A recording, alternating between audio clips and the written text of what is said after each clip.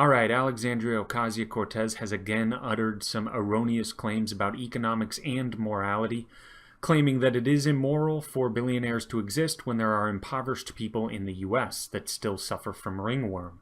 This is the fallacy that the economy is a zero-sum game, that if one person wins, that means we all lose proportionately to how much they gain. The reality could not be further from the truth. It is the easiest thing in the world to stoke rage within society and direct it towards those who have more than them. That is merely playing off of people's insecurities and their own jealous nature. But it has nothing to do with the real world or how the economy works. Case in point. Is anyone worse off because Jeff Bezos has over $100 billion? Has he taken that away from you? Is your life not enriched and made far more plentiful and convenient because of his company, Amazon? Are more products not available to you because of his company? Of course they are. Your life is immeasurably improved because of his company.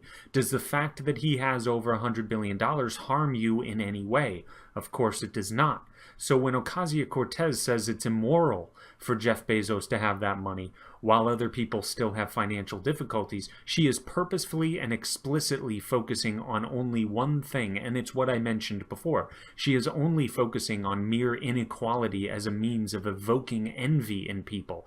She is not playing to their rationality or to their logical minds. If she were to do that, she might have pointed out how amazing it is that Bill Gates can become filthy rich and at the same time vastly improve the quality of your life.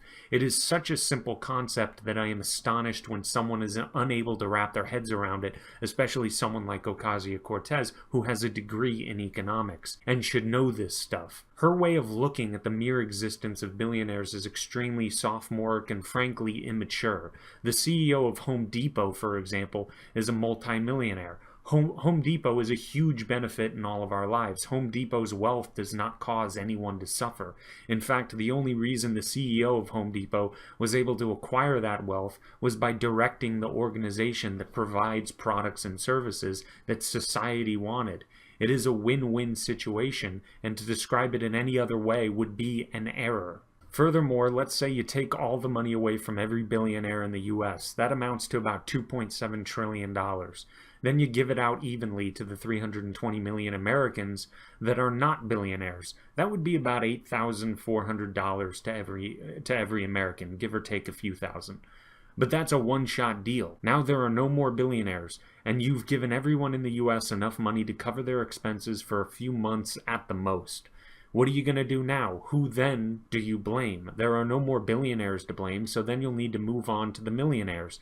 You can extract the wealth from them and divvy that out as well. Again, you'll only succeed in giving people a relatively small amount of money that will last a relatively short amount of time.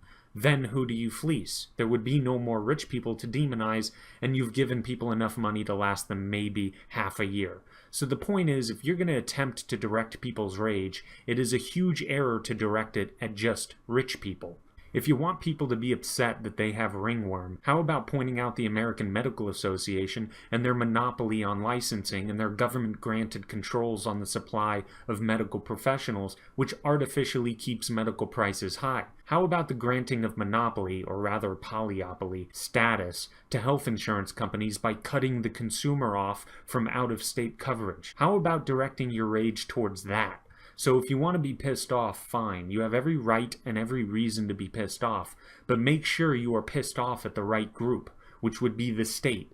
And it would be those rich people who have an army of lobbyists stalking the halls of Congress to influence legislation for their own benefit. That's where you should place your anger. But just being upset at the rich is a very childish and erroneous way to look at it. The only way you're going to solve this problem is to be able to at least identify the cause of the problem, which is undoubtedly the government. But that's all for now. I hope you enjoyed the video. Please like and subscribe, and thank you for listening.